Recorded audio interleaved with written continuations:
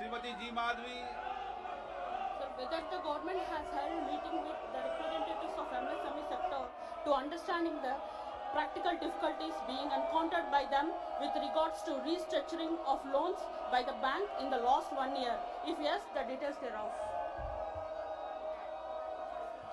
So this is a question again related to MSMEs and the payments which are due to them, and also the restructuring which the RBI has also been very active in, that they have come up with a scheme where a 3-year lending in repo rate is made available for the MSMEs, and because of that, more and more, about 10,000 crores is what we are talking about because of RBI's intervention.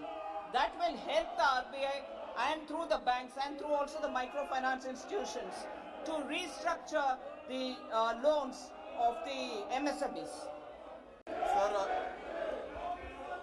through yourself, I would like to ask the Honorable Finance Minister, after the withdrawal of regulatory forbearance in 2015, the RBI conducted a detailed asset quality review, and this led to various adverse consequences for the MSME sector. So I would like to know through yourself, sir, when the government is planning to conduct asset quality review again, and what steps they are taking so that the MSME sector is not affected in the future. Thank you. Sir, during the corona, we took several steps in order that the MSME gets immediate relief, inclusive of changing the definition. And since 2019, there have been several restructuring formulae given to MSME, and that has been conducted by the RBI under the RBI's guidelines. The stress in case of MSME was addressed through the emergency credit guarantee liquidity scheme that we offered, and it saw a great response from the MSMEs themselves. And that scheme is now being expanded to 1.5 lakh crores more. Therefore, what was 3 lakh up to 3 lakh crores given as a security, a guaranteed loan, now has been expanded by another 1.5 lakh crores. So up to 4.5 lakh crores guarantee is being given without security to give further liquidity through term loan or through working capital for the MSMEs.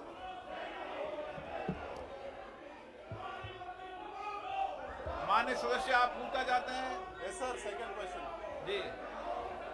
Sir, through yourself, I would like to know from the Honorable Minister that for issues where payments are pending from the government, be it the central government or the state government, the MSME or the small people who are doing the government works are asked to pay the GST without actual realization of the money.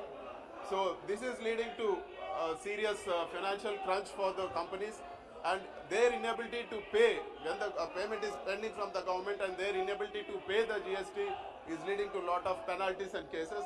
So I would like to know from the Honorable Finance Minister, for instances where payments are pending from the government, is there any proposal from the government where they are exempted from paying the GST? Because if the government himself is not paying the GST and just the billing is done, so I think it is not wise to ask the MSME or the people who have done the government contracts to pay the GST. Thank you, sir. Sir, Honorable Member has raised a very important issue, sir.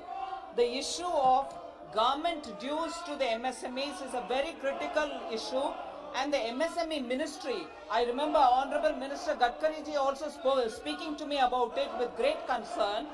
I have over last year 2020 reviewed it from the point of view of central government and the various departments which owe money to the MSMEs, inclusive of public sector undertakings.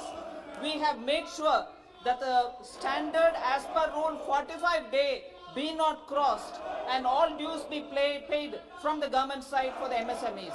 More importantly, the TREDS platform, where these MSMEs payments can be discounted if they are on the platform, is very actively encouraged by us.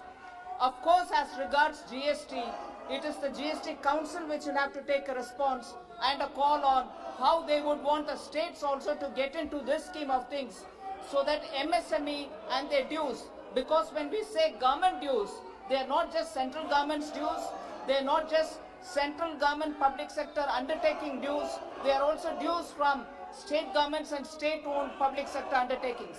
So as far as the central government, we have taken this position that any pending payment will have to be given within 45 days, and I'm personally monitoring it.